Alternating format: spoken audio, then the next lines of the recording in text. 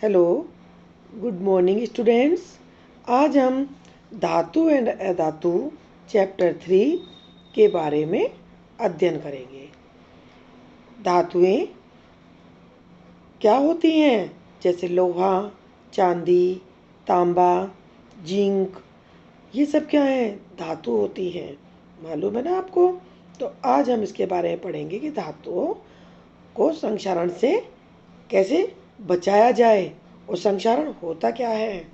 धातुएं अपने आसपास अम्ल, आर्द्रता कहते हैं बेटा नमी को, वे वायु के संपर्क में आने से संक्षारित हो जाती हैं, मतलब नष्ट हो जाती हैं। संक्षारण धातु को क्या करती है? नष्ट कर देता है या धातु को खत्म कर देता है। इससे क्या होता है? जो धातु है वो बहुत कमज़ोर पड़ जाती है। तो फर्स्ट पॉइंट आता है सिल्वर। सिल्वर किसको कहते हैं? चांदी को।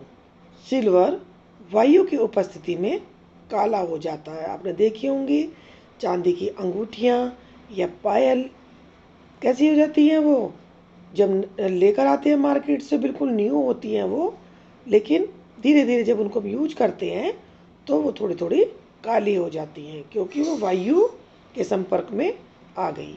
तो सिल्वर वायु की उपस्थिति में काला हो जाता है। दूसरा पॉइंट आता है कॉपर। कॉपर आर्द्र कार्बन मोनोऑक्साइड के साथ अभिक्रिया करके हरे रंग का कॉपर कार्बोनेट बनाता है।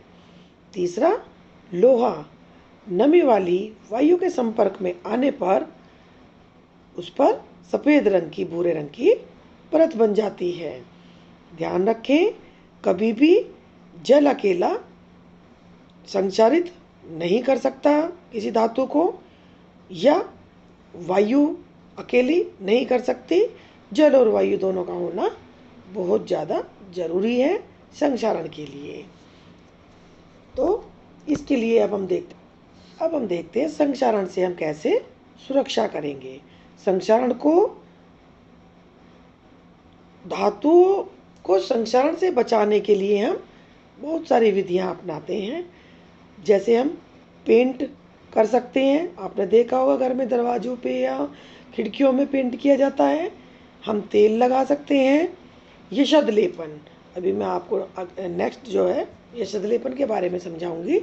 एक होता है बेटा क्रोमियम लेपन। आपने देखा होगा जैसे बाइक होती हैं या साइकिल होते हैं, जो उनके हैंडल होते हैं वो उनके ऊपर क्रोमियम की परत चढ़ी हुई होती है बेटा, शाइनिंग वाली, वाइट वाली। तो वो क्या है? क्रोमियम, जिससे, क्योंकि वो लोहे के होते हैं और उनमें जंग लग जाएगा, तो इसलिए उस धातु को बचाने के लिए उसके ऊपर क्रोमियम का लेपन किया जाता है। एनोडीकरण या मिश्र धातु बनाकर भी हम धातु को संक्षारित होने से बचा सकते हैं। अब हम पढ़ेंगे यशद लेपन के बारे में। लोहे और इस्पात को जंग से बचाने के लिए उस पर जिंक की परत चढ़ाई जाती है। इस प्रक्रम को क्या कहते हैं? यशद लेपन।